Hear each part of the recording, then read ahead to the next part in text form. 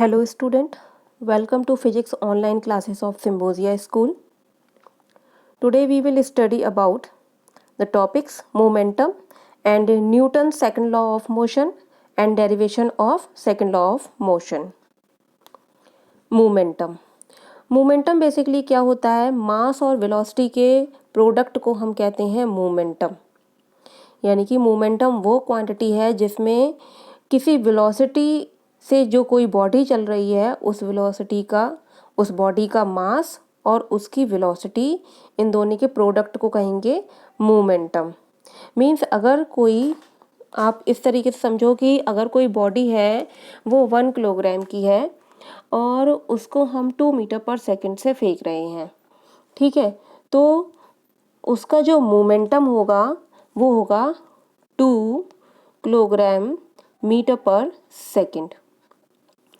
और अगर कोई बॉडी हैवी है, मीन्स अगर उसका वेट 10 किलोग्राम है और उसकी वेलोसिटी है 10 मीटर पर सेकंड, तो उस कंडीशन में उसका मोमेंटम होगा, यानी कि P से जिसको हम डिनोट करते हैं 100।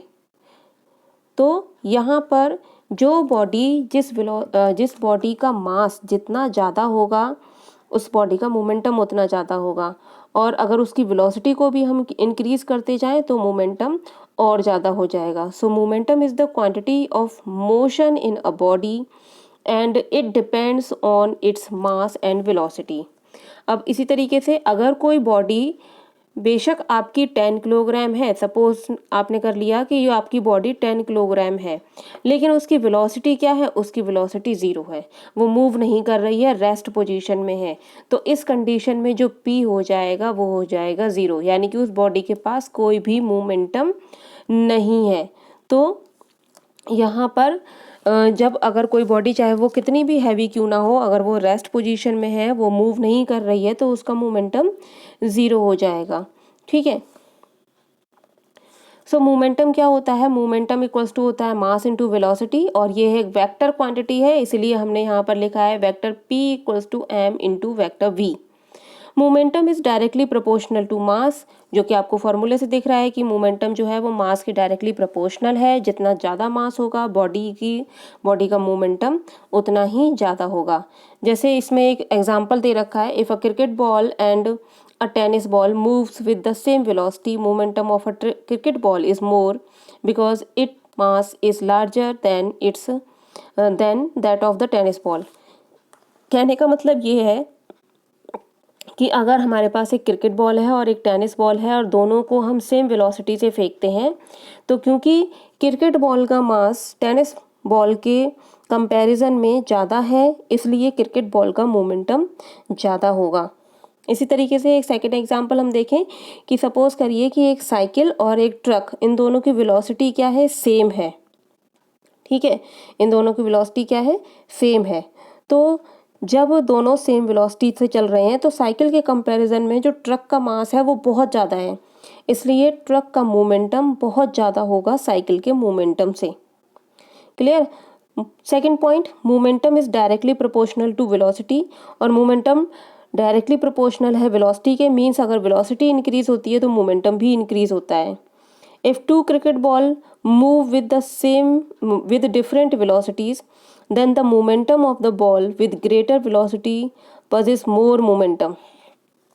यहाँ पर ये कह रहे हैं कि अगर 2 क्रिकेट बॉल हैं हमारी और जो कि सेम मास की हैं, तो जिस क्रिकेट बॉल की वेलोसिटी ज़्यादा होगी उसका मोमेंटम भी ज़्यादा होगा। इसको आप इस तरीके से समझ लीजिए कि सपोज आपने एक पेपर की वॉल बनाई है, एक पेपर की दीवार बनाई है, और यहाँ पर आप सेम मास की बॉल को फेंक रहे हैं इस पेपर की वॉल पे, ठीक है। ये जो बॉल है इसको नाम दे देते हैं A और इसको नाम दे देते हैं B। A बॉल की जो वेलोसिटी है वो है 0.1 मीटर पर सेकंड, ठीक है, 0.1 मीटर पर सेकंड, और इसकी हम दे देते हैं 10 मीटर पर सेकंड। तो B बॉल की वेलोसिटी A बॉल की वेलोसिटी के कंपैरिजन में 100 टाइम्स है, ठीक है। तो जब हम दोनों को फेंकेंगे, बट इनका मास क्या है, मास सेम है। तो जब हम दोनों को फेंकेंगे तो हो सकता है ए बॉल की वजह से जब ए बॉल इस वॉल पर टकराए तो वो इस पर कोई भी होल नहीं कर पाए, बट जब ये टकराएगी तो ये इस पर डेफिनेटली होल करेगी। तो इसका मतलब है कि जो बी है उसका मोमेंटम बहुत ज़्यादा है, और जब उसका मोमेंटम ज़्यादा है तो वो एक लार्ज फोर्स अप्लाई करती है। If a body is at rest, its velocity is zero, hence the momentum is zero. अगर कोई भी बॉडी रेस्ट पोजीशन में है तो उसका मोमेंटम क्या होगा, ज़ीरो हो जाएगा। But every moving body possess momentum, लेकिन हर जो मूविंग बॉडी है उसके पास कुछ ना कुछ मोमेंटम जरूर होगा। मोमेंटम क्या है, एक वेक्टर क्वांटिटी है, इसका यूनिट है किलोग्राम मीटर पर सेकेंड, और इसका डायमेंशनल फार्मूला हो जाएगा mL/t-1। इसका डायमेंशनल फार्मूला देख लीजिए यहाँ पर, ये केजी का m, मीटर का l, और s यानी कि टाइम, ये हो जाएगा t-1। तो mL/t-1 इसका डायमेंशनल फार्मूला होगा। CGS यूनिट होता है मोमेंटम का, उसमें CGS में चेंज कर दीजिए, किलोग्राम को ग्राम में, मीटर को सेंटीमीटर में, और सेकंड तो सेकंड में ही रहेगा, तो ये हो जाएगा ग्राम सेंटीमीटर पर second. Importance of momentum for considering the effect of force on motion. For example, suppose a light vehicle, say car, and a heavy vehicle, say truck, are parked on the horizontal road. A greater force is required to push the truck than the car to bring them the same speed in same time. Similarly, a greater opposing force is required to stop truck than the car if they are moving with the same speed. यहाँ पर कहने का मतलब ये है कि अगर आप सपोज करिए कि एक ट्रक और एक कार किसी पार्किंग पर खड़े हुए हैं, तो उनको मूव कराने के लिए हमें कार को भी पुश करके मूव कराना है और हमें ट्रक को भी पुश करके मूव कराना है। तो कार और ट्रक दोनों को मूव कराने के लिए हमें डिफरेंट फोर्सेस की ज़रूरत होगी, क्योंकि कार के कंपैरिजन में ट्रक का मास बहुत ज़्यादा है, इसलिए ट्रक पर बहुत ज़्यादा फोर्स अप्लाई करना पड़ेगा कार के कंपैरिजन में। हो सकता है कार आप 2 या 3 लोग पुश करें तो कार मूव कर जाए, बट ट्रक 2 या 3 लोगों के पुश करने से मूव नहीं कर पाएगा। तो उसको मूविंग पोजीशन में लाने के लिए बहुत ज़्यादा फोर्स लगाना पड़ेगा। इसी तरीके से अगर वो एक बार मूविंग पोजीशन में आ जाता है तो फिर उसको स्टॉप करने के लिए भी कार के कंपैरिजन में बहुत ज़्यादा फोर्स लगाने की ज़रूरत पड़ेगी। सेकेंड है, bullet fired by a gun can easily pierce human tissues before it stops, resulting in casualty. The same bullet with moderate speed will not cause much damage. Thus, for a given mass, the greater the speed, the greater is the opposing force needed to stop the body in a certain time. कहने का मतलब है कि अगर एक bullet है और उस बुलेट की अगर वेलोसिटी बहुत ज़्यादा है तो वो ह्यूमन बॉडी के टिश्यूज़ को भी डैमेज करके बाहर निकल जाएगी। ठीक है, तो वेलोसिटी ज़्यादा होगी, इसका मतलब है उसका मोमेंटम बहुत ज़्यादा होगा। जब उसका मोमेंटम ज़्यादा होगा तो वो उसमें होल करती हुई, ह्यूमन बॉडी में होल करती हुई बाहर निकल जाएगी। बट अगर उसकी स्पीड या उसकी वेलोसिटी मॉडरेट है, मीन्स एवरेज है, तो वो ह्यूमन बॉडी में होल तो नहीं कर पाएगी, लेकिन उसके अंदर ही, बॉडी के अंदर ही रह जाएगी। ये चीज़ आपने देखी होगी कि अगर हम किसी भी स्टोन को किसी एक मिरर वॉल पर बहुत हाई वेलोसिटी से फेंकें तो वो स्टोन एक मिरर वॉल पे, एक मिरर पे, या हम कह सकते हैं कि एक सिंपल एक ग्लास लगा हुआ है, उस ग्लास पे होल करता हुआ बाहर निकल जाता है। और अगर उसकी वेलोसिटी मॉडरेट है तो वो होल नहीं करेगा, सिर्फ उससे टकरा कर नीचे गिर जाएगा और थोड़ा सा डैमेज कर सकता है, यानी कि आपका मिरर या जो ग्लास है वो वहाँ से चटक जाएगा। The same force for the same time causes the same change in momentum in different bodies.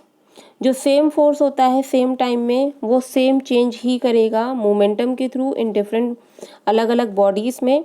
Means जो मोमेंटम आपका डिपेंड करता है, वो डिपेंड करता है मास पर और वेलोसिटी पर। मास ज़्यादा होगा डेफिनेटली मोमेंटम ज़्यादा होगा, वेलोसिटी ज़्यादा होगी तब भी मोमेंटम ज़्यादा होगा, ठीक है। और मोमेंटम क्या रहता है, कंजर्व रहता है, मोमेंटम कंजर्व रहता है। कंजर्वेशन लॉ ऑफ मोमेंटम के अकॉर्डिंग मोमेंटम क्या होता है, कंजर्व रहता है। तो जब चेंज इन मोमेंटम होता है तो चेंज इन मोमेंटम डिपेंड करता है टाइम पर। अगर बहुत कम टाइम में चेंज इन मोमेंटम हुआ है तो वो बहुत ज़्यादा फोर्स अप्लाई करता है, और अगर चेंज इन मोमेंटम बहुत ज़्यादा टाइम में हुआ है तो वो बहुत कम फोर्स अप्लाई करेगा।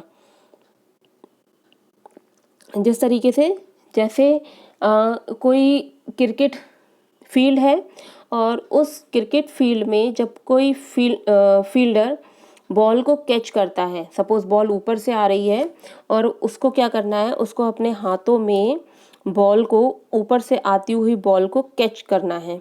तो जब वो कैच करता है उस बॉल को तो वो सडनली उसको एकदम से स्टॉप नहीं कर देता है, बल्कि अपने हाथों को पीछे लाता हुआ उसको पकड़ने की कोशिश करता है। ऐसा वो इसलिए करता है कि अगर वो सडनली उसको वहाँ पर इसी पॉइंट पर अगर उसको पकड़ लेगा और उसके वेलोसिटी को एकदम से ज़ीरो कर देगा तो ये जो बॉल है जिसका कि हायर मोमेंटम है, ये उस फील्डर के हाथों पर बहुत ज़्यादा फोर्स अप्लाई करेगी, जिससे उसके हाथों में चोट लग सकती है, इंजरी हो सकती है। तो वो क्या करता है, वो अपने हाथों को पीछे की तरफ ले जाता है, जिससे कि वो इस बॉल की मोमेंटम को रिड्यूस होने के लिए या फिर इसकी वेलोसिटी को रिड्यूस होने के लिए उसे ज़्यादा से ज़्यादा टाइम देता है। और जब इसकी वेलोसिटी डिक्रीज़ होती चली जाती है और फाइनली यहाँ पर क्या आ जाती है, ज़ीरो आ जाती है। यहाँ पर टाइम ज़ीरो था पर यहाँ पर टाइम अब क्या हो गया है, इंक्रीज़ हो गया है। वो 1-2 सेकंड का उसे टाइम दे देता है, जिसकी वजह से उसकी वेलोसिटी धीरे धीरे करके रिड्यूस होती है।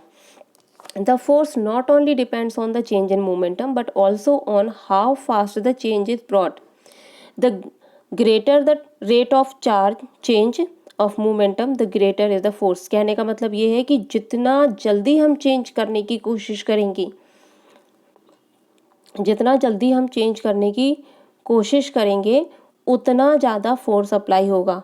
और चेंज होने में यानी कि मोमेंटम को चेंज होने में हम जितना ज़्यादा टाइम देंगे उतना कम फोर्स अप्लाई होगा। अगर आप उसको टाइम प्रोवाइड करते हैं तो फोर्स कम लगेगा, क्योंकि फोर्स और टाइम दोनों एक दूसरे के इन्वर्सली प्रोपोर्शनल है। और अगर आप बहुत कम टाइम दे रहे हैं तो फोर्स ज़्यादा लगेगा।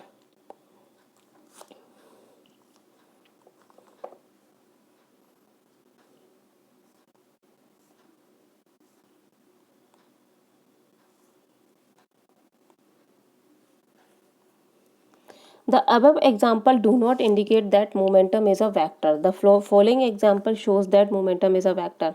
देखिए मोमेंटम जो है वो डिपेंड करता है वेलोसिटी पर, तो मोमेंटम वेलोसिटी पर डिपेंड करेगा। अब ये सपोज कर लीजिए कि एक सर्कुलर पाथ में कोई बॉडी मूव कर रही है और इसकी स्पीड क्या है, यूनिफॉर्म है। तो जब इसकी स्पीड यूनिफॉर्म है बट जो वेलोसिटी होती है वो डिपेंड करती है स्पीड प्लस डायरेक्शन। तो यहाँ पर जो है इस एग्जाम्पल में यहाँ पर स्पीड तो आपको दिख रही है यूनिफॉर्म, बट इस सर्कुलर पाथ के हर एक पॉइंट पर जो वेलोसिटी, जो इसकी डायरेक्शन है वो कंटिन्यूसली चेंज हो रही है। और डायरेक्शन जब कंटिन्यूसली चेंज हो रही है दैट मीन्स वेलोसिटी भी चेंज हो रही है। इसका मतलब है वेलोसिटी जो है वो डायरेक्शन पर डिपेंड करती है, और इसलिए वेलोसिटी जो है वो वेक्टर क्वांटिटी है। और वेलोसिटी वेक्टर क्वांटिटी है तो मोमेंटम भी वेक्टर क्वांटिटी है। Suppose a stone is drilled with a uniform speed in a horizontal circle by means of a string. यही जो मैंने अभी आपको बताया वही यहाँ पर लिखा हुआ है। The magnitude of momentum is constant but its direction keeps changing continuously. A force is needed to change this momentum vector. This force is provided by hand. क्योंकि यहाँ पर जो फोर्स लग रहा है वो फोर्स किसी पर्सन के हैंड के थ्रू लग रहा है। कोई पर्सन ही तो है जो उस स्टोन और स्ट्रिंग को अपर डायरेक्शन में घुमा रहा है, ठीक है। तो यहाँ पर जो फोर्स लग रहा है वो एक पर्सन के थ्रू लग रहा है, और फोर्स भी क्या होती है, एक वेक्टर क्वांटिटी होती है। सो यहाँ पर जो वेलोसिटी है वो भी वेक्टर है, फोर्स है वो भी वेक्टर है, तो दैट मीन्स जो इसका मोमेंटम होगा वो एक वेक्टर क्वांटिटी होगी। तो इस एग्जांपल से हमें पता चल गया कि मोमेंटम क्या होता है, एक वेक्टर क्वांटिटी होती है।